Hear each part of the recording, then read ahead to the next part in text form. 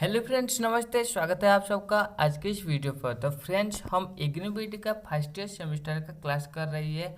आज जो हमारा विषय है BES 125 यानी कि अंडरस्टैंडिंग डिसिप्लिन एंड सब्जेक्ट। इस विषय पर जो सब टॉपिक हम कवर करने वाले हैं आज जो है वो है evolution and framing of discipline. और आज क्लास नंबर 10 है BES 125 का। ठीक है, तो चलिए AI के मदद से वीडियो को बहुत एंगेजिंग बनाते हैं और इसे डीपली समझते हैं बोथ हिंदी एंड इंग्लिश में। तो first lesson 20 evolution and framing of disciplines. पाठ 20 अनुशासनों का विकास और रूपरेखा। 2.4 तो अभी हम अनुशासन का विकास और रूपरेखा यानी कि हमारा जो विषय यानी मैथमेटिक्स हो या फिर साइंस हो या फिर सोशल साइंस, ये जो विषय तैयार किया जाता है ये किस तरह फ्रेम किया जाता है, इसका इवोल्यूशन क्या है, इसका विकास का रूपरेखा क्या है, हम समझेंगे। ठीक है, तो आगे बढ़ते हैं। Evolution and framing of disciplines, अनुशासनों का विकास और रूपरेखा। English explanation. हिंदी एक्सप्लेनेशन सरल हिंदी में। Based upon the broad areas of knowledge, specific disciplines have evolved. All disciplines have their own history and evolution. ज्ञान के व्यापक क्षेत्रों के आधार पर विशिष्ट विषयों का विकास हुआ है। सभी अनुशासनों का अपना इतिहास और विकास होता है। तो जैसे कि यहाँ पर एक्सप्लेनेशन में कुछ डाटा दिया गया है, जैसे कि यहाँ पर बताया गया है based upon the broad areas, यानी कि ब्रॉड एरिया के आधार पर हम किसके ऊपर पॉइंट के स्ट्रेस दे हैं, यानी कि नॉलेज के ऊपर, नॉलेज के आधार पर एंड स्पेसिफिक डिसिप्लिन के आधार पर हैव इवॉल्व्ड, यानी कि ये जो नॉलेज है, ज्ञान के व्यापक क्षेत्र कहाँ से आया है, इससे गुरुत्व देकर ये जो डिसिप्लिन इवॉल्व हुआ है। ठीक है, यानी कि इसका विकास हुआ है। All discipline have their own history and evolutions, यानी प्रत्येक अनुशासन यानी डिसिप्लिन का अपना अपना इतिहास यानी कि हिस्टोरी है और उसका इवोल्यूशन यानी कि विकास का स्तर है, किस तरह विकास हुआ है। प्रत्येक डिसिप्लिन का अपना अपना विशेष स्तर है। ठीक है, और आगे जानते हैं डिसिप्लिन ऑफ इंग्लिश। अगर इंग्लिश सब्जेक्ट की बात करा जाए तो इंग्लिश ये जो विषय ये इसका विकास कैसे हुआ, ये सब्जेक्ट किस तरह आया, इसका क्रमिक विकास कैसे हुआ, और अभी जो मॉडर्न इंग्लिश इसका जो लेवल इतना एडवांस क्यों है, तो चलिए जानते हैं। 2.4.1 डिसिप्लिन ऑफ इंग्लिश, अंग्रेजी का अनुशासन। अंग्रेजी केवल एक भाषा नहीं है बल्कि एक ऐसा अनुशासन है जो मानवीय अस्तित्व के मूलभूत मुद्दों से संबंधित है। कोर एसेंस, मुख्य सार। English deals with realizing the essence of life, developing beauty and tolerance, and engaging in interpersonal relationships. Expressive function. It allows people to express sufferings, pains, pleasure, and adventures. Literary value. Appreciating others' creations and encouraging individuals to create new literature and spread essential life values. तो यहाँ पर English का जो विकास हुआ है, इसका विकास के पीछे जो एसेंस मुख्य सार क्या है बताया गया है, यानी कि कोर एसेंस बताया गया है। ठीक है, तो कोर एसेंस क्या हो सकता है। इंग्लिश डील्स विद किससे संबंधित है, realising the essence of the life, life का जो मुख्य यहाँ पर रियलाइज करके इसका विकास हुआ है। और developing beauties and tolerance, tolerance and beauty को डेवलप करने के लिए इंग्लिश आया है। And engaging in interpersonal relationship, interpersonal relationship में एंगेज रखने के लिए इंग्लिश का विकसित हुआ है। एक्सप्रेसिव फंक्शंस इंग्लिश का किस तरह रहा है, यानी कि it allows people to express suffering, pain, pleasures and adventures, यानी कि खुद का जो फीलिंग को एक्सप्रेस करने के लिए ये लैंग्वेज डेवलप हुआ है, विकसित हुआ है। और लिटरेरी वैल्यू की बात करो तो किस तरह लिटरेरी वैल्यू के ऊपर इंग्लिश विकसित हुआ है, यानी appreciating others creations and encouraging individuals to create new literatures and spread essential life value, यानी कोई भी व्यक्ति अपना खुद का एसेंशियल लाइफ वैल्यू को स्प्रेड करने के लिए, न्यू आइडियाज लिटरेचर बनाने के लिए, एनकरेजिंग करने के लिए ये इसका विकसित हुआ है और ये लिटरेरी वैल्यू प्रोवाइड कर रही है। तो कोर एसेंस हम बात करें तो यहाँ पर हो गया इंग्लिश डील्स विद किससे संबंधित है, लाइफ हो गया। एक्सप्रेसिव फंक्शंस हो गया, साथ ही साथ लिटरेरी वैल्यू, इस आधार पर इंग्लिश का विकसित हुआ है। ठीक है, और अभी चले जाते हैं history and evolution of English. English विकास होने में हिस्ट्री क्या है, इसका इवोल्यूशन दौर क्या है, हम जानेंगे। ठीक है, history and evolution of English, अंग्रेजी का इतिहास और विकास। अंग्रेजी भाषा के इतिहास को 3 मुख्य अवधियों में विभाजित किया जा सकता है। 1. Old English 4501-100। तो जैसे कि यहाँ पर बताया गया है कि इंग्लिश का जो डिवीजन हुआ है ये 3 मुख्य आधार पर विकसित हुआ है। ठीक है, यानी कि इंग्लिश को 3 स्टेज के थ्रू डिवाइड करा गया है और इसका इवोल्यूशन इस तरह रहा है।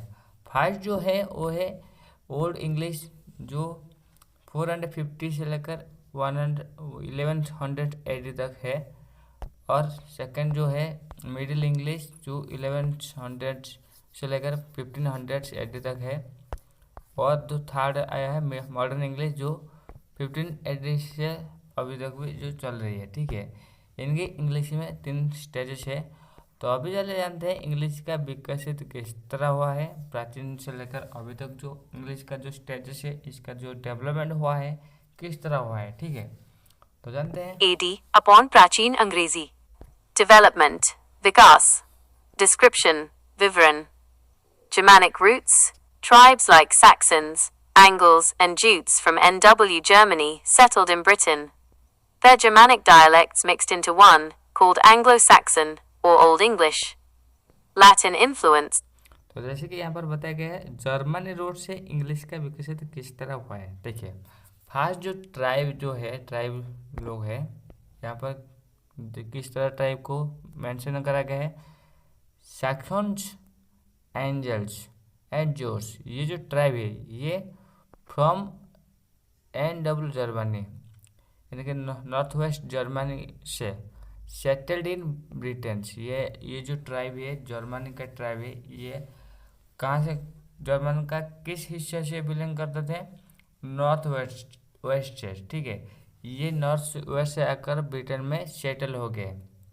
उसके बाद क्या हुआ, and they are Germanic dialectic mixed into one, यानी उनका जो जर्मनिक डायलेक्ट था वो मिक्स्ड हो गया विथ वन, यानी कि ब्रिटेन के साथ, और मिक्स होकर किस तरह लैंग्वेज को डेवलप करा, यानी कि एंग्लो सैक्सन्स और ओल्ड इंग्लिश, ये जो लैंग्वेज था इसका विकसित हुआ।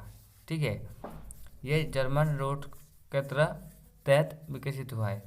और लैटिन का इन्फ्लुएंस किस तरह है ब्रिटिश यानी कि इंग्लिश में, तो देखिए।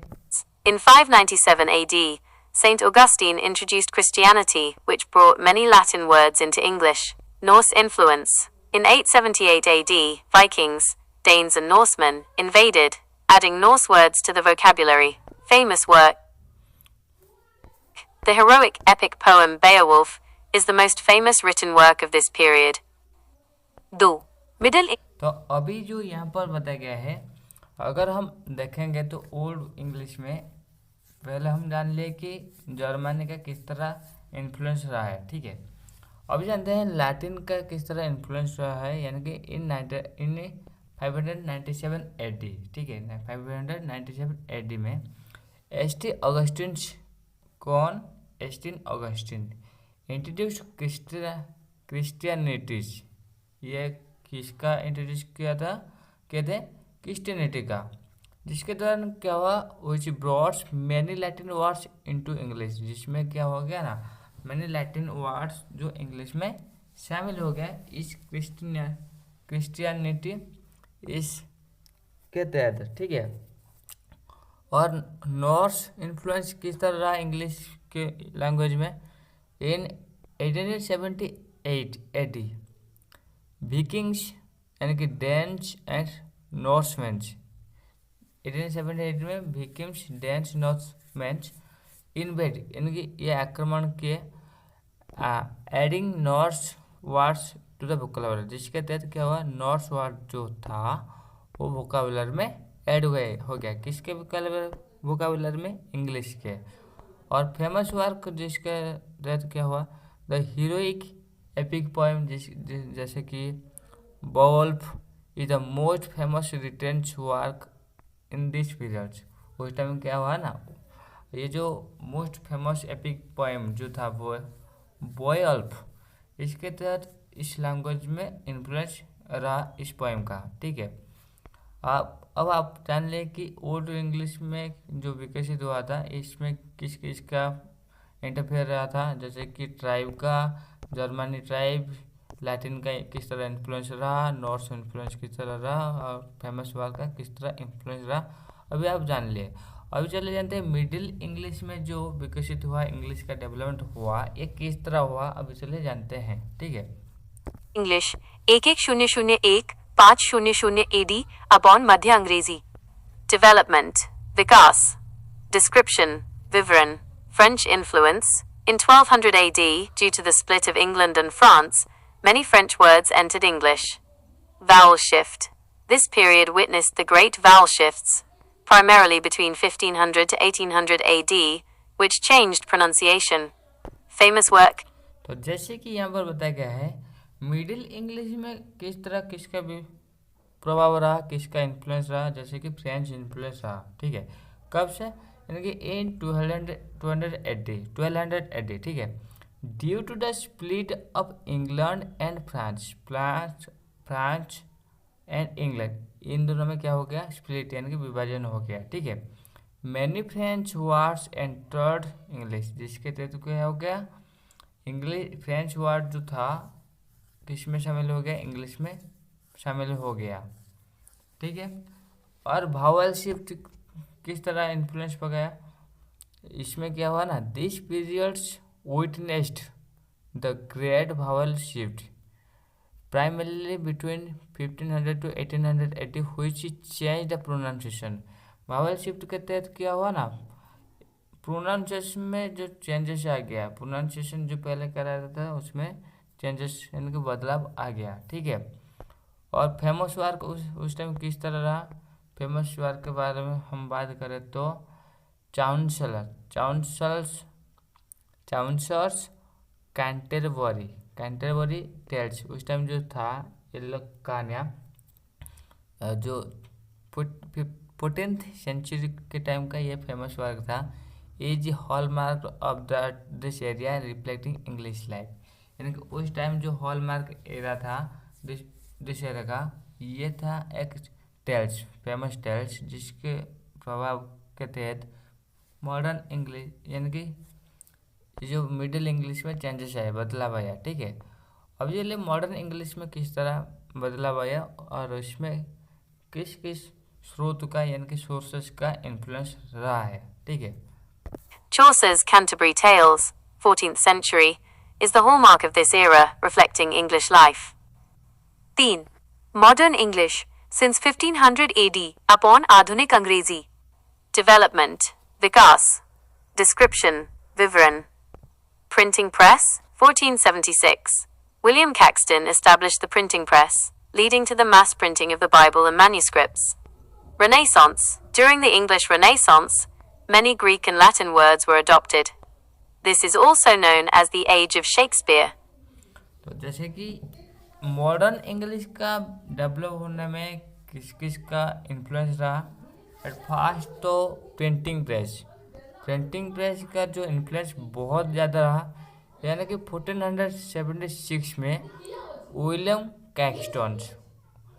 कैक्सटन्स ने क्या एस्टेब्लिश किया, establish the printing press. William Caxton क्या एस्टेब्लिश किए थे, प्रिंटिंग प्रेस। इसके तहत क्या हुआ, इसके तहत leading to the mass printing of the Bibles and manuscript, इसके माध्यम से बहुत ज़्यादा प्रिंटिंग हुआ बाइबल का एंड मैन्युस्क्रिप्ट का, जिसके तहत इंग्लिश का डेवलप हुआ, विकास हुआ। और रेनेसांस, इसके माध्यम से किस तरह विकास हुआ देखिए, यानी during the English renaissance many Greek and Latin words were adopted, यानी कि रेनेसांस के टाइम क्या हुआ ना, इंग्लिश में Greek word and Latin word को एडोप्टेड करा गया था। This is also known as the age of Shakespeare's, और इस टाइम को किस तरह कहा गया है, यह एज ऑफ शेक्सपियर के नाम से कहा गया है, क्योंकि शेक्सपियर के टाइम उस टाइम चल रहा था, उनका अवदान उसमें बहुत ज़्यादा था। ठीक है, तो ग्लोबल एक्सपेंशन इसमें क्या रहा तो लेने दें। Global expansion. Between the 18th-20th centuries, the British Empire spread English to the USA, India, Australia, and Africa. Persistence. Despite local changes and new vocabulary, the heart of English pronunciation remains the Anglo-Saxon of Old English. तो global explosion इसमें किस तरह रहा देखिए expansion. हाँ, between the 18th century to 20th century the British Empire spread English to the USA, India, Australia, Africa। यानी global expansion क्या हुआ देखिए, ब्रिटिश यानी कि अंग्रेज लोग जो सारे वर्ल्ड में उनका दबदबा था वो शासन कर रहे थे। ठीक है, उस टाइम क्या वो जिस कंट्री को अपने कब्जे में रखे थे उस कंट्री में वो अपना खुद का लैंग्वेज को स्प्रेड किए थे। जैसे कि इंडिया में हो गया, यूएस में हो गया, ऑस्ट्रेलिया हो गया, अफ्रीका हो गया। ये कंट्री में वो जाकर पहले तो वाणिज्य कारोबार किए, उसके बाद वहाँ पर उस जगह को अख्तियार करके सारे मुल्क को कब्जा कर लिए और क्या करे अपना लैंग्वेज को स्प्रेड किए। ठीक है, और परसिस्टेंस में कैसे इंग्लिश का अवदान रहा, इंग्लिश का एवोल्यूशन रहा, यानी कि despite local changes and new vocabularies the heart of English pronunciation remains Anglo accents of the old English. यानी परसिस्टेंस में क्या रहा, यानी ओल्ड इंग्लिश में जिस तरह प्रोनाउंसिएशन रहा था उस प्रोनाउंसिएशन भी यहाँ पर भी मौजूदा रहा। ठीक है, और आगे चले डिसिप्लिन ऑफ साइंस, साइंस का विकास किस तरह रहा उसमें भी हम थोड़ा जानते हैं। 2.4.2 डिसिप्लिन ऑफ साइंस, विज्ञान का अनुशासन। विज्ञान का विकास दर्शन शास्त्र फिलॉसफी से हुआ है। Historical phase, development, Vikas. Origins, most branches evolved from philosophy. Early investigators were called natural philosophers.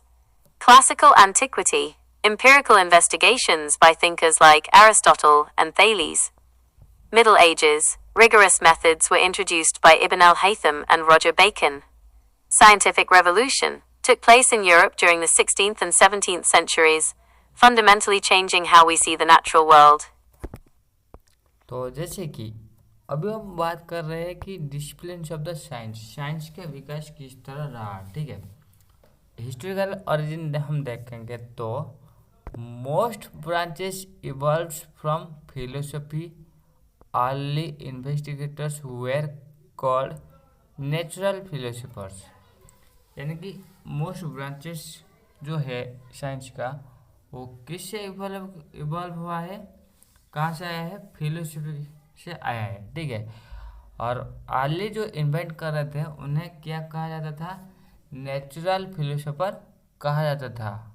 ठीक है, क्लासिकल एंटीक्विटी क्या है, जैसे कि empirical investigations by thinkers like Aristotles and Thales. यानी कि एरिस्टोटल्स और थैलेस के द्वारा जो इन्वेस्टिगेशन हुआ था, एम्पिरिकल इन्वेस्टिगेशन जो हुआ था इनके द्वारा, ये क्लासिकल एंटीक्विटी को दर्शा रही है। ठीक है, और मिडिल एज में किस तरह विकास हुआ इन साइंस का, जैसे कि rigorous methods were introduced by the Ibn al Haytham's and Roger's Bacon's. यानी कि रिगोरस मेथड जो ये इंट्रोड्यूस किए थे मिडिल एज में, इसके दौरान क्या हो गया, इंग्लिश यानी कि साइंस का विकसित हो गया। और साइंटिफिक रिवोल्यूशन में किस तरह रहा, यानी कि took place in Europe during the 16th and 17th century, fundamentally changing how we see the natural world. यानी कि यहाँ पर साइंटिफिक रिवोल्यूशन किस तरह रहा, यानी कि यूरोप यानी टुक प्लेस इन यूरोप, ये कहाँ से ये रिवोल्यूशन हुआ, यूरोप से। ठीक है, और कब से, 16th सेंचुरी से लेकर 17th सेंचुरी तक। यहाँ पर फंडामेंटल किस तरह चेंजेस हुआ, how we see the natural world, यानी कि हम नेचुरल वर्ल्ड को किस तरह देखते हैं। ये जो फंडामेंटल प्रिंसिपल में जो बदलाव आया, रिसर्च हुआ, ये सब रिसर्च साइंटिफिक एवोल्यूशन में थोड़ा यानी कि उनका जो अवदान रहा, ठीक है। और क्लासिकल साइंस में क्या प्रभाव रहा है, ये चलिए अभी जानते हैं। फिर क्लासिफिकेशन, साइंस का अभी क्लासिफिकेशन करते हैं। क्लासिफिकेशन ऑफ साइंस, विज्ञान का वर्गीकरण। विज्ञान के अनुशासन को दो प्रमुख शाखाओं में विभाजित किया गया है, फिजिकल साइंस और बायोलॉजिकल साइंस। 1. फिजिकल साइंस, भौतिक विज्ञान एंड इट्स सब डिसिप्लिन्स। फिजिक्स। तो जैसे कि साइंस का डिवीजन यानी कि वर्गीकरण, बेसिकली साइंस को तो दो भाग में डिवाइड करा गया है। जैसे कि फर्स्ट जो हो गया फिजिकल साइंस हो गया, एंड दूसरा जो हो गया बायोलॉजिकल साइंस। फिजिकल साइंस में क्या क्या सब डिसिप्लिन है, सब सब्जेक्ट्स है, और बायोलॉजिकल साइंस में क्या क्या सब सब्जेक्ट है, हम भी इसे जानेंगे। तो फर्स्ट जानते हैं फिजिकल साइंस में क्या क्या सब डिसिप्लिन है। Astrophysics, biophysics, nuclear physics, nanotechnology. Chemistry, organic, inorganic, physical, analytical, biochemistry. Earth science, geology, astronomy, meteorology, environmental science, oceanography. 2. तो जैसे कि फिजिकल साइंस में किस तरह सब डिसिप्लिन रहा है, यानी कि फर्स्ट तो सब डिसिप्लिन में आ जा रहा है फिजिक्स, सेकंड में केमिस्ट्री, थर्ड में आर्ट साइंस आ जा रही है, ठीक है। फिजिक्स को अगर माइनोट करेंगे यानी कि फिर से डिवाइड करेंगे तो उसमें क्या आ जाएगा, एस्ट्रोफिजिक्स आ जा रही है, बायोफिजिक्स आ जा रही है, न्यूक्लियर फिजिक्स आ जा रही है, नैनो टेक्नोलॉजी आ रही है, ये सब फिजिक्स में पार्ट है, ठीक है। और केमिस्ट्री का अगर सब सब्जेक्ट में डिवाइड करा जाएगा तो उसमें आ जाएगा organic chemistry, inorganic chemistry, physical chemistry, analytical bio chemistry, ये सब आ जाएगी, सब पार्ट्स हो गया, ठीक है। आर्ट साइंस में हम क्या क्या देखेंगे, आर्ट साइंस में जियोलॉजी आ गया, एस्ट्रोनॉमी आ गया, मेटेरियोलॉजी आ गया, एनवायरमेंटल साइंस आ गया, ओशनोग्राफी आ गया, ये सब आर्ट साइंस में पार्ट्स है। तो अभी चलिए जानते हैं कि बायोलॉजिकल साइंस में क्या क्या हिस्सा रहेगा, ठीक है। तो फर्स्ट बायोलॉजिकल साइंस, जीव विज्ञान एंड इट्स सब डिसिप्लिन्स। बॉटनी, वनस्पति विज्ञान, plant pathology, soil science, molecular genetics, biotechnology, microbiology, mycology. Zoology, जंतु विज्ञान, एनाटॉमी, फिजियोलॉजी, पैथोलॉजी। तो अगर हम देखेंगे तो बायोलॉजी का सब डिसिप्लिन्स क्या है, जैसे कि सब डिसिप्लिन में आ जा रही है बॉटनी आ जा रही है एंड जूलॉजी आ जा रही है। बॉटनी को अगर हम फिर से भी सब डिवाइड करेंगे यानी वनस्पति विज्ञान से और जंतु विज्ञान से। वनस्पति विज्ञान को अगर हम सब डिवाइड करेंगे उसमें क्या आ जाएगा, प्लांट पैथोलॉजी आ जाएगा, सॉइल साइंस आ जाएगा, मोलिकुलर जेनेटिक्स आ जाएगा, बायोटेक्नोलॉजी आ जाएगा, माइक्रो बायोलॉजी आ जाएगा, माइकोलॉजी, ये सब आ जाएगा, ठीक है। ये सब डिसिप्लिन में आ जाएगा। और जूलॉजी में क्या क्या आ जाएगा, जैसे कि एनाटॉमी आ जाएगा, फिजियोलॉजी आ जाएगा, पैथोलॉजी आ जाएगा, ठीक है। तो अभी चलिए जानते हैं evolutions of mathematics and social sciences, यानी कि गणित और सामाजिक विज्ञान का विकास किस तरह हुआ है। Lesson 21, evolution of mathematics and social sciences. पाठ 21, गणित और सामाजिक विज्ञान का विकास। 2.4.3 डिसिप्लिन ऑफ मैथमेटिक्स, गणित का अनुशासन। गणित केवल संख्याओं के बारे में नहीं है, यह एक मानवीय और सांस्कृतिक प्रयास है। तो जैसे कि यहाँ पर गणित के बारे में बताया गया है, गणित का विकास किस तरह हुआ है। तो पहला पॉइंट बहुत मज़ेदार था, जैसे कि गणित केवल संख्याओं के बारे में नहीं है। ये क्या, केवल संख्याओं के बारे में नहीं है, ये एक मानवीय और सांस्कृतिक प्रयास है। ये क्या है, एक मानवीय और सांस्कृतिक प्रयास है गणित, ठीक है।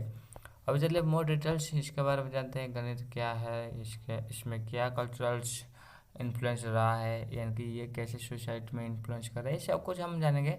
तो आगे बढ़ते हैं। इंग्लिश एक्सप्लेनेशन, हिंदी एक्सप्लेनेशन, सरल हिंदी में। Mathematics is considered as a human and cultural Endeavour.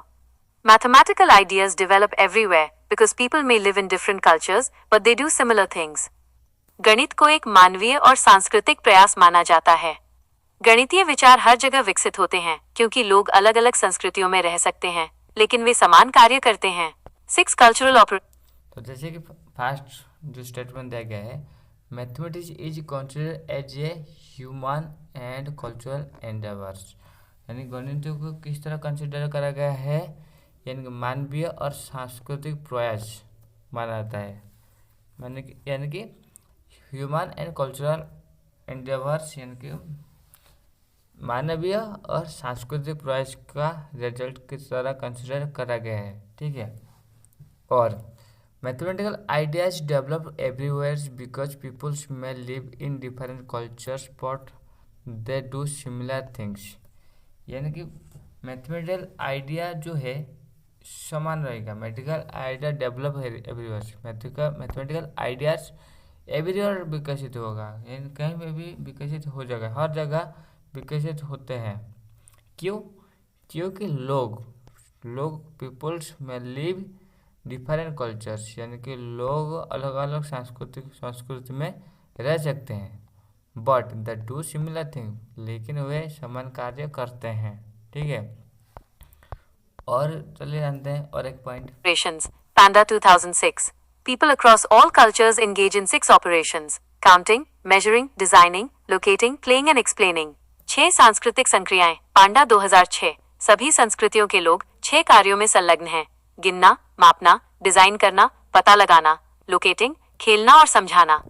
तो जैसे कि यहाँ पर बताया गया है सभी संस्कृति के लोग, यानी कि 6 कल्चरल ऑपरेशंस, इसमें क्या आ जा रही है, people across all cultures engage in 6 operations, यानी कि सभी संस्कृति के लोग 6 ऑपरेशन में शामिल होते हैं, 6 कार्य में संलग्न है।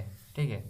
वो कार्य क्या हो सकता है, जैसे कि काउंटिंग हो गया, मेजरिंग हो गया, डिजाइनिंग हो गया, लोकेटिंग हो गया, प्लेइंग हो गया, एक्सप्लेनिंग हो गया। जैसे कि आ जाती है गिनना हो गया, मापना हो गया, डिजाइन करना, पता लगाना यानी लोकेटिंग हो गया, प्लेइंग हो गया यानी कि खेलना हो गया, एंड एक्सप्लेनिंग यानी कि समझाना हो गया। ठीक है। इस तरह का काम सारे लोग करते हैं, चाहे वो कहीं पे भी रहते हैं। ठीक है। और आगे और एक पॉइंट चले जानते हैं। Nature of discipline. Mathematics includes conceptual understanding about numbers, operations and theorems. It acts as a tool for developing logical reasoning, creativity and doing practical works. विषय की प्रकृति. गणित में संख्याओं, संक्रियाओं और प्रमेयों के बारे में वैचारिक समझ शामिल है। ये तार्किक तर्क, रचनात्मकता और व्यावहारिक कार्य करने के लिए एक उपकरण के रूप में कार्य करता है। Application.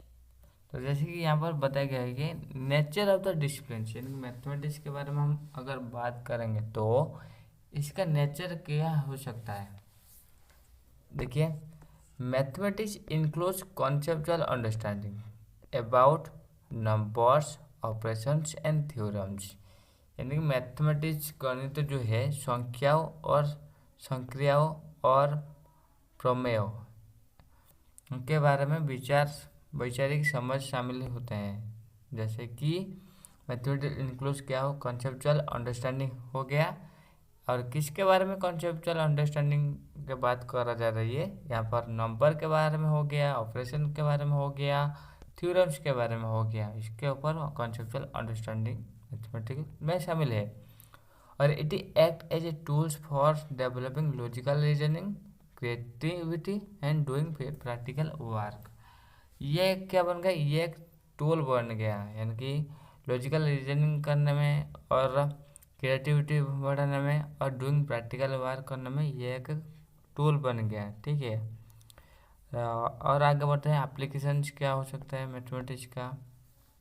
Professionals like engineers and technocrats always apply mathematics. It plays a central role in modern culture and scientific literacy.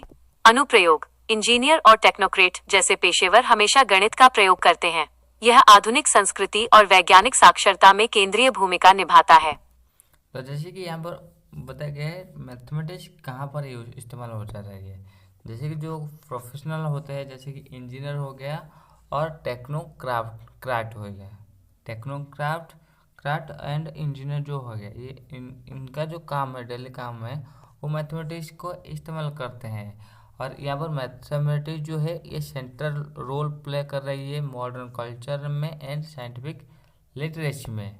तो ठीक है, अभी हम जान ले मैथमेटिक्स किसके माध्यम से मैथमेटिक्स का विकास किस तरह हुआ है, और कैसे यह मानवीय और सांस्कृतिक प्रयास में बदलाव ला रही है, इसके बारे में हम जान लिए। ठीक है, अभी चलिए जानते हैं कि discipline of the social science यानी कि सामाजिक विज्ञान का अनुशासन लोगों के जीवन में किस तरह प्रभाव पड़ा रही है। चलिए इसे जानते हैं।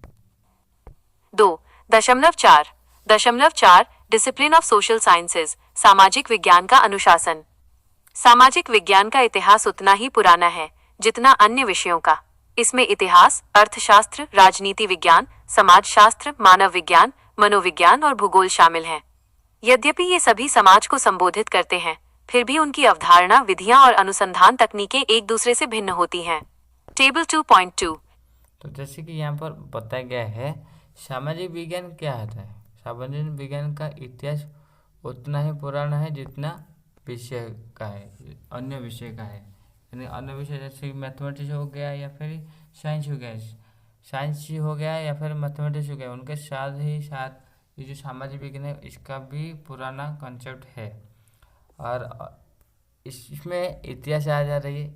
ये जो सामाजिक सोशल साइंस में है इसमें क्या क्या विषय शामिल हो जा रही है, जैसे कि इतिहास आ जा रही है, अर्थशास्त्र आ जा रही है, राजनीति विज्ञान यानी कि पॉलिटिकल साइंस आ जा रही है, समाजशास्त्र, मानव विज्ञान से मनोविज्ञान से भूगोल शामिल हो जा रही है। यद्यपि ये सभी समाज को संबोधित करते हैं, फिर भी उनकी अवधारणा, विधियाँ और अनुशासन तकनीकें एक दूसरे से भिन्न होती है। यानी कि उनके जो विधियाँ हो सकता है, अनुसंधान हो सकता है, ये सब एक दूसरे से भिन्न है। ठीक है, और चलिए जानते हैं एक्स्ट्रा इन्फॉर्मेशन क्या दिया गया है। Evolution of disciplines of social science. Evolution of the disciplines of social science. तालिका 2.2 सामाजिक विज्ञान के विषयों का विकास।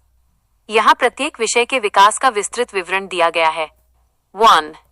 तो अभी हम प्रत्येक विषय का विकास का विस्तृत विवरण जानेंगे, जैसे कि हिस्ट्री का विकास किस तरह हुआ है, साथ ही साथ पॉलिटिकल साइंस का विकास किस तरह हुआ है, सोशल साइंस का, ये सब हम जानेंगे। तो चलिए पहले हिस्ट्री का विकास किस तरह हुआ है इसे जान लेते हैं। हिस्ट्री, इतिहास। पीरियड, काल। डिस्क्रिप्शन, विवरण। प्री हिस्ट्री, प्रागैतिहासिक काल। Events from the formation of the universe, ब्रह्मांड के निर्माण से शुरू होने वाली घटनाएं। Events from formation of planet to rise of modern human, ग्रह के निर्माण से आधुनिक मानव के उदय तक। From first appearance of Homo sapiens to before the invention of writing, Homo sapiens की पहली उपस्थिति से लेखन के आविष्कार से पहले तक। हिस्ट्री, तो जैसे कि हिस्ट्री का 3 स्टेजेस दे गए। प्री हिस्ट्री एक हो गया, सेकंड जो हो गया हिस्ट्री, यानी कि थर्ड 2 स्टेजेस है हिस्ट्री का। प्री हिस्ट्री में किस तरह हिस्ट्री का विकास हुआ है और हिस्ट्री का अभी जो हिस्ट्री चल रहा है इसमें क्या क्या विकसित हो रहा है और विकास करने का जो प्रक्रिया है, प्रोसेस है, वो क्या क्या है, तो उसे हम जानेंगे। तो फर्स्ट प्री हिस्ट्री क्या हो सकता है। देखिए प्री हिस्ट्री में किस तरह विकास हो रही है, जैसे कि events from the formation of the universe, यानी कि ब्रह्मांड के निर्माण से शुरू होने वाली घटनाएं। ब्रह्मांड जब से निर्माण हुआ है उससे जो घटनाएं शुरू हुआ है उससे ही हिस्ट्री आ जा रही है, प्री हिस्टोरिक एरा इसे कहा जा रही है। और events from the formation of the planets to rise of the modern humans, यानी प्लैनेट का फॉर्मेशन से लेकर अभी ह्यूमन का जो मॉडर्न ह्यूमन का जो अब इवॉल्व होकर जो विकसित हो रहा है अभी तक। हिस्ट्री के पूरा इतिहास को हम अगर समझेंगे तो इसके बारे में यहाँ पर दर्शा रही है, यानी कि मॉडर्न ह्यूमन के ऊपर ये कॉन्सेप्ट दे रही है। ठीक है, जैसे और from the fast appearance of the Homo sapiens to before the invention of writings, यानी पहले जो मानव था वो होमो सैपियंस के तहत उनका जो प्रजाति था उनसे लेकर अभी तक जो ह्यूमन है इसमें क्या चेंजेस है इसके बारे में यहाँ पर कहा जा रही है। ठीक है, और अभी का हिस्ट्री के बारे में अगर हम बात करेंगे तो अभी ऐतिहासिक काल किस तरह जानकारी दे रही है, क्या जानकारी दे रही है, इसका इवोल्यूशन किस तरह हुआ है। इतिहास काल, एंशिएंट हिस्ट्री, प्राचीन इतिहास, 3200 BC to 500 AD, middle ages, मध्य युग। 500 to 1499 AD early modern history, प्रारंभिक आधुनिक इतिहास। 1500 to 1900 AD मॉडर्न हिस्ट्री, आधुनिक इतिहास। 1900 AD ऑनवर्ड्स। 2. तो यहाँ पर बताया गया है कि हिस्ट्रिकल ऐतिहासिक काल किस तरह ऐतिहासिक काल रहा है। ऐतिहासिक काल यानी कि हिस्ट्री को ब्रांचिंग करा गया है, यानी कि डिवीजन करा गया है, यानी कि वर्गीकरण करा गया है, जिसमें आ जा रही है एंशिएंट हिस्ट्री जो प्राचीन इतिहास कहलाता है। और इसमें जो समय सीमा क्या है, ड्यूरेशन जो 3200 BC से लेकर 500 AD तक है। ठीक है, ये एंशिएंट हिस्ट्री को कहला रही है। ठीक है, और मिडिल एज जो है मध्य युग है, इसमें 500 AD से लेकर 999 AD तक शामिल है, ये मिडिल एज में है। और अर्ली मॉडर्न हिस्ट्री में प्रारंभिक आधुनिक इतिहास में जो आ जा रही है 1500 से लेकर 1900 AD तक शामिल है। और मॉडर्न हिस्ट्री में क्या आ जा रही है, आधुनिक इतिहास जो 1900 AD से लेकर ऑनवर्ड, यानी कि अभी तक भी मॉडर्न हिस्ट्री चल रही है। ठीक है, तो हिस्ट्री को इस तरह ब्रांचिंग करा गया है, हिस्ट्री के पर ये जानकारी था। तो अभी चले जानते हैं सोशियोलॉजी का विकास किस तरह हुआ है, इसका मेन फोकस पॉइंट हम जानते हैं। सोशियोलॉजी, समाजशास्त्र। फोकस, केंद्र। डिस्क्रिप्शन, विवरण। Definition, a scientific study of all forms of human social life, मानव सामाजिक जीवन के सभी रूपों का वैज्ञानिक अध्ययन। Evolution, evolved to understand modernity and study modern societies. It emphasizes तारांकन people with various social characteristics, विभिन्न सामाजिक विशेषताओं वाले लोग। Relationships, interaction in groups and institutions, रिश्ते, समूहों में बातचीत और संस्थाएं। Societal level entities and the world system, सामाजिक स्तर की संस्थाएं और विश्व प्रणाली। तो जैसे कि यहाँ पर बताया गया है जो सोशियोलॉजी, इसके डेफिनेशन यानी कि संख्या के बारे में पहले बताया गया है। यानी सोशियोलॉजी क्या होता है, ए scientific study of all form of human social life, human के सारे सोशल लाइफ के यानी कि सामाजिक जीवन के सभी रूपों को वैज्ञानिक अध्ययन यानी कि सोशियोलॉजी कहा गया है। ठीक है, इसके ऊपर जो वैज्ञानिक अध्ययन है उसे मानव सामाजिक कहा गया है। तो इसका इवोल्यूशन विकास किस तरह हुआ है देखिए। तो at first evolve to understand modernity and study modern society, ये जो इवोल्यूशन हुआ है सोशियोलॉजी का, इसका विकास क्यों हुआ है, इसका विकास इसलिए हुआ है कि लोगों का काम को अंडरस्टैंड करना, मॉडर्निटी को अंडरस्टैंड करना और स्टडी मॉडर्न सोसाइटी के ऊपर अध्ययन करना, ये सोशियोलॉजी कहलाती है। ठीक है, और it emphasises peoples with various social characters, यानी कि लोग विभिन्न सामाजिक विशेषता वाले लोगों का कैरेक्टर को ये दर्शा रही है। और क्या दर्शा रही है, relationships interactions in the groups and institutions, यानी कि रिलेशनशिप को दर्शा रही है, ग्रुप के भीतर इंटरेक्शन किस तरह हो रही है दर्शा रही है, किस तरह होना चाहिए ये भी दर्शा रही है। एंड इंस्टीट्यूशन को ये दर्शा रही है, जैसे कि रिश्ते, समूह की बातचीत और संस्थाओं को यहाँ पर दर्शा रही है। शायद सोसाइटल लेवल एंटिटीज हो गया, वर्ल्ड सिस्टम्स यानी कि सामाजिक स्तर की संस्थाएं या फिर विश्व प्रणाली की संस्थाएं के भीतर कैसे समन्वय रखा जा सकता है, इसमें जो मेन मुद्दे ये सोशियोलॉजी में आ जा रही है। ठीक है, और अभी चले जानते हैं पॉलिटिकल साइंस, इसका विकास क्या है, इसका डेवलपमेंट किस तरह हुआ है, इसका इवोल्यूशन के बारे में जानेंगे। तो फर्स्ट 3. पॉलिटिकल साइंस, राजनीति विज्ञान। एवोल्यूशन स्टेज, विकास चरण। की कंट्रीब्यूटर्स और इवेंट्स, प्रमुख योगदानकर्ता और घटनाएं। Ancient foundations, Greek thinkers Plato and Aristotle laid the foundation as a systematic science of study. Plato और अरस्तु ने व्यवस्थित विज्ञान के रूप में नींव रखी। क्रिश्चियन थिंकर्स, तो फर्स्ट यहाँ पर क्या कहा गया इवोल्यूशन स्टेज में, और की कंट्रीब्यूटर्स और इवेंट क्या है इसमें आ जा रही है। एट फर्स्ट तो एंशिएंट जो फाउंडेशंस है जिसमें आ जा रहे ग्रीक थिंकर्स यानी कि प्लेटो एंड एरिस्टोटल, ये जो ग्रीक थिंकर है laid the foundations as a systematic science of study, यानी कि प्लेटो और अरिस्टोटल इन दोनों मिलकर जो सिस्टमेटिक स्टडी के थे साइंस के ऊपर, इसके तहत पॉलिटिकल साइंस का भी इवॉल्व हुआ है। ठीक है, और क्रिश्चियन थिंकर किस तरह यहाँ पर कंट्रीब्यूट कर रही है देखिए। St. Augustine and St. Thomas Aquinas dwelt upon ideas of the ideal state. इन्होंने आदर्श राज्य के विचारों पर ध्यान केंद्रित किया। 15th century. Niccolo Machiavelli established the tradition of studying historical and existing political institutions. Machiavelli ने ऐतिहासिक और मौजूदा राजनीतिक संस्थानों के अध्ययन की परंपरा स्थापित की। तो यहाँ पर जो है क्रिश्चियन थिंकर जो है जैसे कि S T. Augustine and S T. Thomas Aquinas dwelt upon ideas of the ideal states, यानी कि इन्होंने आदर्श राज्य के विचार पर ध्यान केंद्रित किया था। ठीक है, कौन कौन?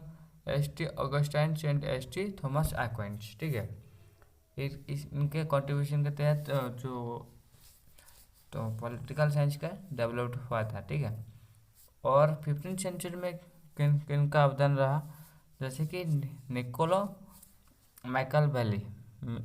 माइकल वेली उन्होंने क्या करा था, establish the traditions of studying historical and existing political institutions, यानी कि उन्होंने क्या कहा था, ऐतिहासिक और मौजूदा राजनीतिक संस्थाओं के अध्ययन की परंपरा स्थापित की। यानी कि इसके बारे में पढ़ने का जो प्रोसेस, यानी कि पढ़ने का जो इंस्टीट्यूशन स्थापन करना इन्होंने किया था। ठीक है, निकोलो माइकल वेली। ठीक है, और एकेडमिक डिसिप्लिन किस तरह एकेडमिक डिसिप्लिन का कंट्रीब्यूशन रह रही है। Academic discipline. Work of Francis Lieber, Civil Liberty and Self-Government, was significant. Political Science Quarterly, 1886, by Columbia University gave a platform for scholarly views. Francis Libre का कार्य और Colombia विश्वविद्यालय द्वारा 1886 में पहली पत्रिका। Organizations. Establishment of American Political Science Association in 1903. 1903 में American political science association की स्थापना। पैराडाइम। तो जैसे कि यहाँ पर दो तरह का स्तर रखा गया है, उसके तहत विकास हुआ है पॉलिटिकल साइंस का। और एकेडमिक डिसिप्लिन यानी कि जो एकेडमिक विषय है, यानी कि हमारे एकेडमिक फील्ड में इसका तहत कैसे पॉलिटिकल साइंस का विकसित हो रही है हम जानेंगे। जैसे कि work of the Francis Lieber's यानी कि civil liberty and self governance, उन्होंने क्या किस तरह करा था, was significant Political Science Quarterly यानी कि 1896 बाय कोलंबिया यूनिवर्सिटी, जो जिसका विकास कहाँ पर किस यूनिवर्सिटी से हुआ था, कोलंबिया यूनिवर्सिटी का कंट्रीब्यूशन इसमें रहा। Gave a platform for scholarly views, यानी कि उनका जो प्लेटफॉर्म मिल गया इसे व्यू करने के लिए। फ्रांसिस लिबर का कार्य और कोलंबिया विश्वविद्यालय द्वारा 1886 में पहली पत्रिका लिखा गया था एकेडमिक डिसिप्लिन। और ऑर्गेनाइजेशन का किस तरह कंट्रीब्यूशन रहा इसमें, जैसे कि establishment of American political science association in 1903, यानी कि 1903 में अमेरिकन पॉलिटिकल साइंस एसोसिएशन की स्थापना के द्वारा पॉलिटिकल साइंस का विकसित हुआ था। ठीक है, और पैराडिग्म शिफ्ट का किस तरह कंट्रीब्यूशन रहा, चलिए जानते हैं इसे। Shift 1920. Positivist movements introduced empirical and statistical techniques. प्रत्यक्षवादी आंदोलनों ने अनुभवजन्य और सांख्यिकीय तकनीकों की शुरुआत की। पोस्ट द्वितीय विश्व युद्ध got closely associated with sociology, interdisciplinary perspectives, but remained independent. द्वितीय विश्व युद्ध के बाद समाजशास्त्र के साथ निकटता से जुड़ा।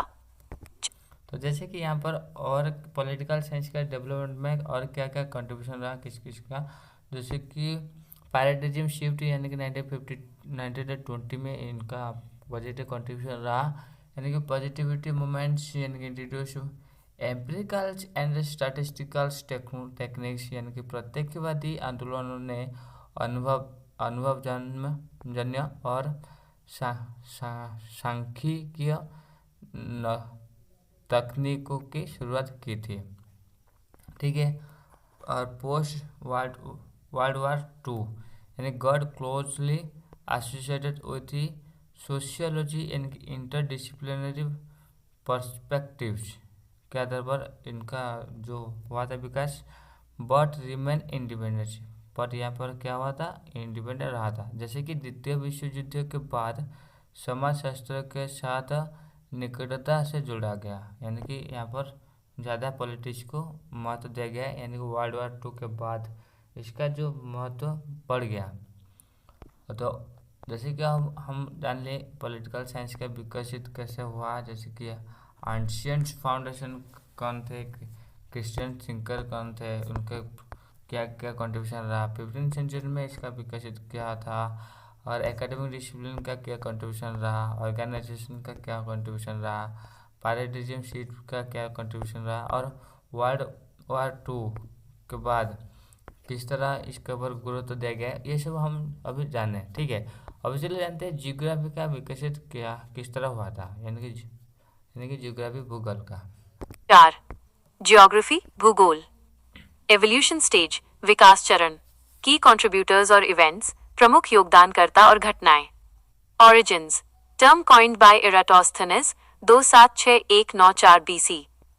Systematically studied by ancient Greeks, Miletus, Herodotus, Aristotle, Strabo, Ptolemy. Exploration. Romans contributed to mapping unknown lands. Middle Age interest arose from Marco Polo's journey. रोमनों द्वारा मानचित्रण और मार्को पोलो की यात्रा। तो जैसे कि यहाँ पर ओरिजिन, जियोग्राफी का ओरिजिन कहाँ से आया, ठीक है, शुरुआत कहाँ से हुई।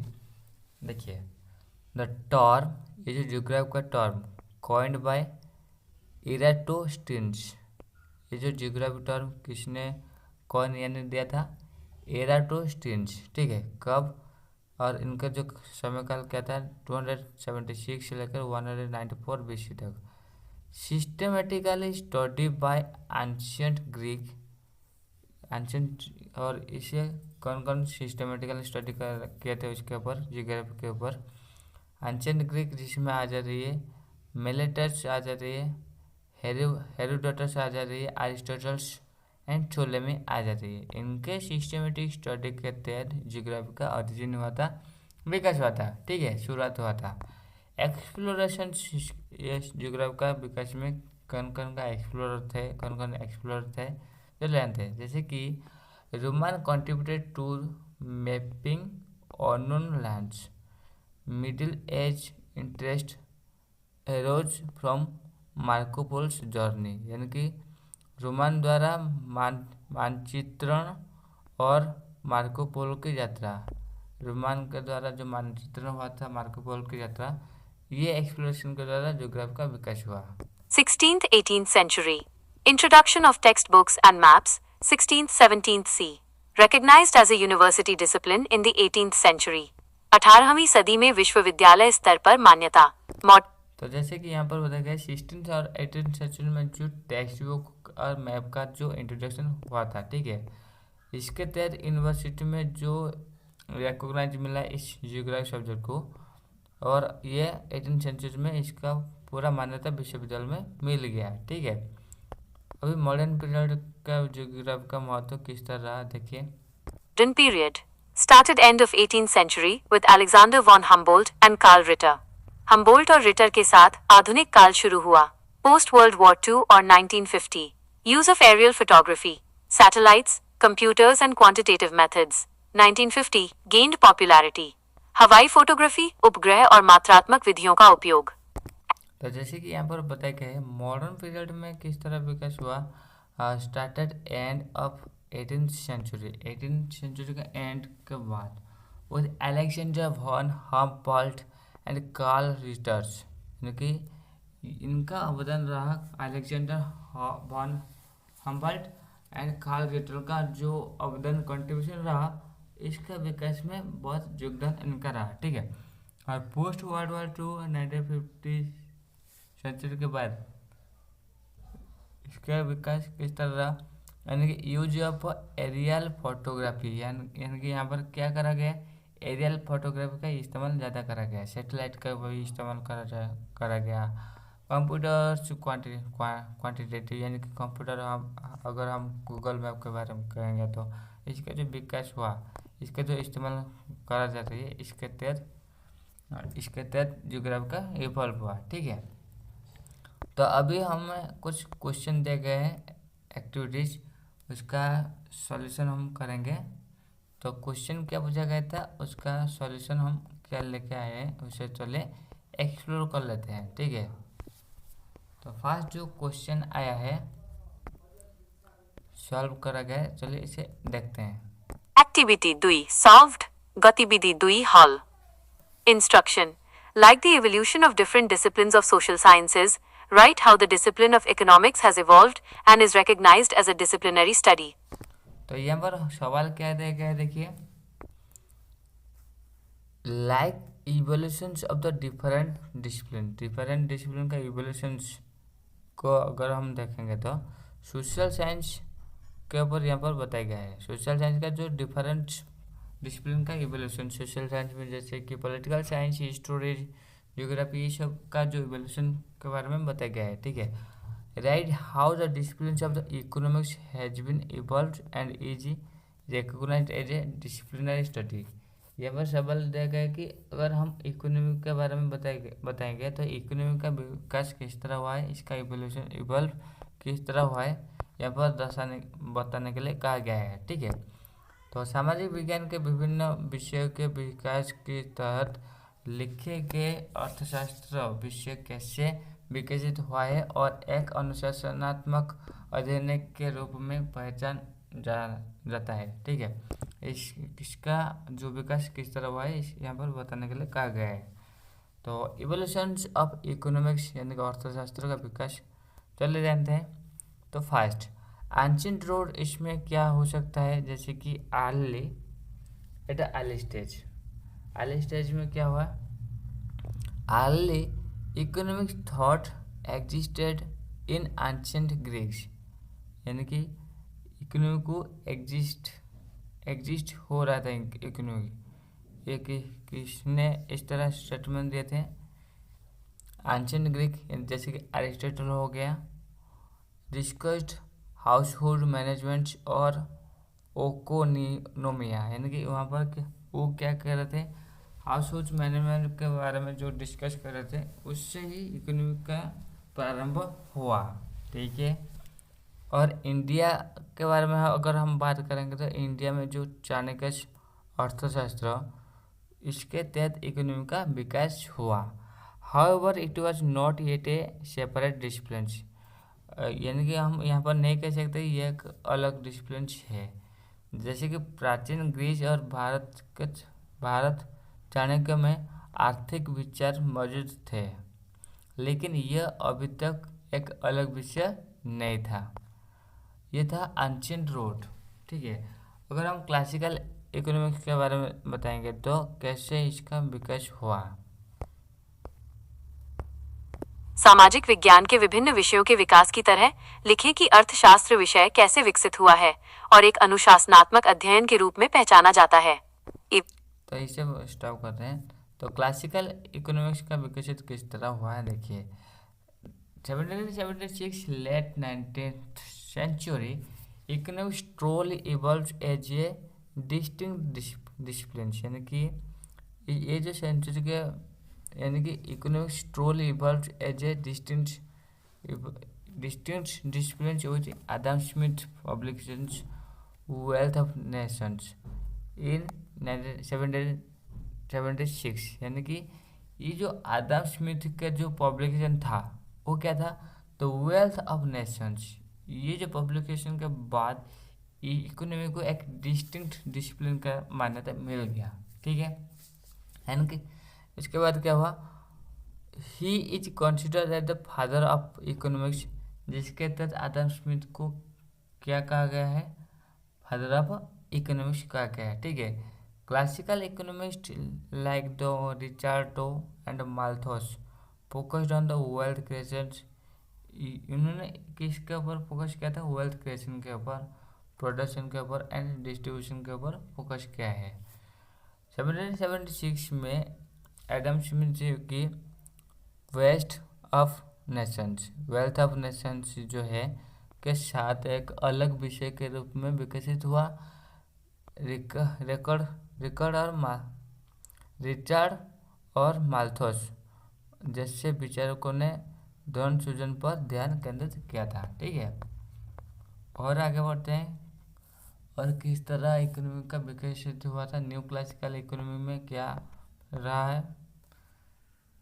तो जैसे कि न्यू क्लासिकल इकोनॉमी जो लेट नाइनटीन सेंचुरी यानी कि नाइनटीन सेंचुरी के बाद the shift of the focus to supply and demands, यानी कि ये जो इकोनॉमिक कॉन्सेप्ट है किसके ऊपर फोकस्ड हो रहा, सप्लाई एंड डिमांड्स, यानी कि रेशनल्स इंडिविजुअल्स चॉइसेस, यानी कि रेशनल इंडिविजुअल चॉइस किस तरह एंड यूटिलिटी किस तरह।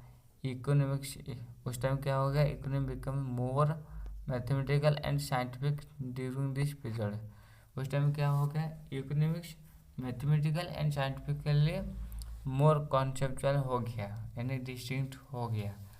Work of the Alfred Marshall, यानी कि ये किसका वर्क था, अल्फ्रेड मार्शल का वर्क था। जैसे कि 19वीं सदियों के अंत के आपूर्ति और मांग और तर्क संगत व्यक्तिगत पसंद पर ध्यान केंद्रित किया गया। अल्फ्रेड मार्शल के कार्य के साथ यह अधिक गणितीय हो गया। ठीक है, और किस तरह इसका विकास हो गया, देखिए Keynesians revolutions 1930s during the great depressions John Maynard Keynes introduce मार्को इकोनॉमिक्स। इन्होंने क्या इंट्रोड्यूस किया था, मार्को इकोनॉमिक्स को इंट्रोड्यूस किया था, जो किसके ऊपर फोकस कर रहे, focusing on government interventions and aggregates demands to stabilise economics, यानी उन्होंने फोकस किया था गवर्नमेंट इंटरवेंशन के ऊपर फोकस किया था and aggregates demand to stabilise economy के ऊपर फोकस किया था। जैसे कि 1930 के दशक में जॉन्स माइनार्ड किन्स, ठीक है, ने माइक्रो इकोनॉमिक्स की शुरुआत की, जिसमें सरकारी हस्तक्षेप पर ध्यान केंद्रित किया गया था। ठीक है, यहाँ पर सरकारी हस्तक्षेप पर ध्यान केंद्रित किया गया था। और मॉडर्न इकोनॉमिक्स के बारे में क्या बताया गया, देखिए today's it is a sophisticated discipline integrating econometrics, statistics, game theory and behavioural economics studied widely in universities. यानी कि यहाँ पर अभी क्या बताया गया, देखिए today it is a sophisticated discipline, ये क्या हो गया, सोफिस्टिकेटेड डिसिप्लिन हो गया। इंटीग्रेटिंग इकोनोमेट्रिक्स स्ट्रैटेजिक्स, जिसमें क्या आ जा रही है, इकोनोमेट्रिक स्ट्रैटेजिक्स आ जा रही है, और गेम थ्योरी आ जा रही है एंड बिहेवियरल्स इकोनॉमिक्स आ जा रही है इसमें। और स्टडी वाइडली इन यूनिवर्सिटी, ये वाइडली यूनिवर्सिटी में स्टडी हो रही है। तो ये था इकोनॉमिक्स का शुरुआत कैसे हुआ, इसका रिवोल्यूशन किस तरह रहा। ठीक है, अगर हम नेक्स्ट क्वेश्चन देखें, explain the concept of modern English. Modern English का कॉन्सेप्ट को एक्सप्लेन करने के लिए कहा गया है। ठीक है, तो इसे चलिए एक्सप्लोर करते हैं। तो क्वेश्चन ऐसा था, मॉडर्न इंग्लिश कॉन्सेप्ट को एक्सप्लेन करने के लिए। तो first, the concept of modern English refers to the phase of English language, यानी कि मॉडर्न इंग्लिश ये जो कॉन्सेप्ट ये क्या बता रही है, phase of the English language को बता रही है।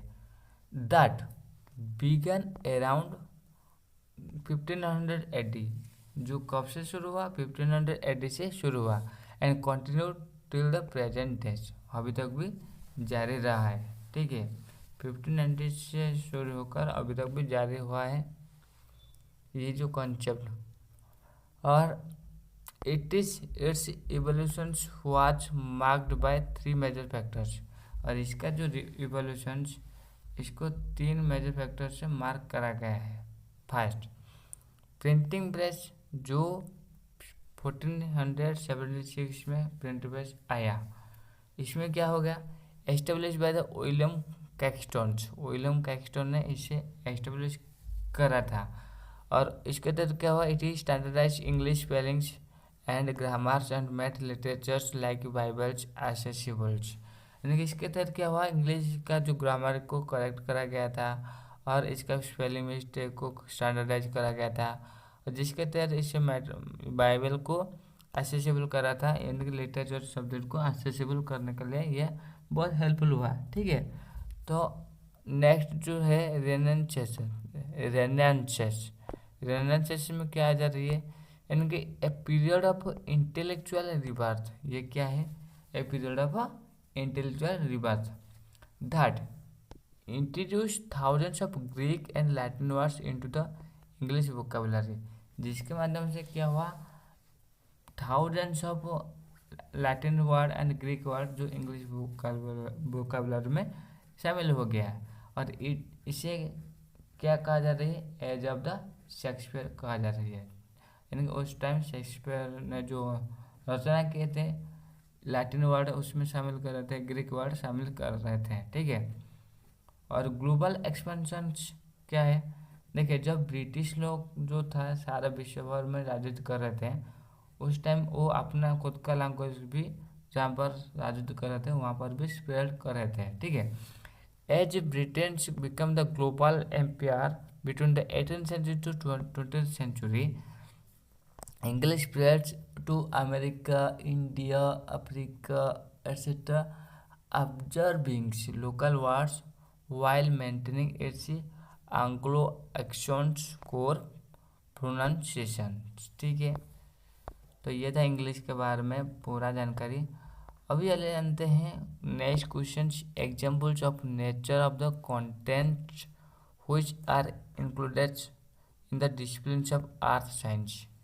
यानी कि अभी हम क्या करेंगे, पृथ्वी विज्ञान के विषय में शामिल सामग्री की प्रकृति के बारे में उदाहरण देने के लिए बताया गया है। ठीक है, यानी कि examples of the nature of the contents which is included in the disciplines, earth science के नेचर के कंटेंट को हम उदाहरण के बारे में उदाहरण देकर बताएंगे। तो ये सवाल पूछा गया है, इसका उत्तर क्या हो सकता है, देखिए बेस्ट उत्तर, जैसे कि the disciplines of earth science includes contents related to the physical constitutions. यानी डिसिप्लिन्स, ये अर्थ साइंस का डिसिप्लिन्स है, ये जो कंटेंट है related to the physical constitutions of the earth का फिजिकल कॉन्स्टिट्यूशन से ये शामिल है, एंड इट्स एटमॉस्फेयर, अर्थ का एटमॉस्फेयर को ये दर्शा रही है। Based on the sub discipline को अगर हम देखेंगे, रेफर्स टू द फिगर 2.3 और 2.4, ये जो फिगर में दिया गया था।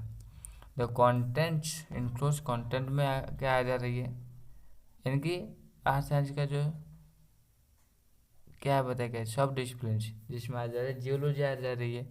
जियोलॉजी ये किसके बारे में जानकारी दे रही है, जैसे कि study of rocks, soils, earth physical structure को ये दर्शा रही है। ठीक है, एस्ट्रोनॉमी में क्या बता रही है, यानी study of celestial bodies and the universe को ये दर्शा रही है। यानी कि सेलेस्टियल बॉडी यानी कि जो आसमान में है, जो चीज़ें आसमान में घूम रही है, यानी कि हमारे सौर जगत में जो चीज़ें हैं इसके बारे में जो जानकारी है देने वाला है। मेटीरियोलॉजी मतलब स्टडी ऑफ वेदर्स हो गया, क्लाइमेट हो गया एंड एटमॉस्फेरिक कंडीशन ये दर्शा रही है।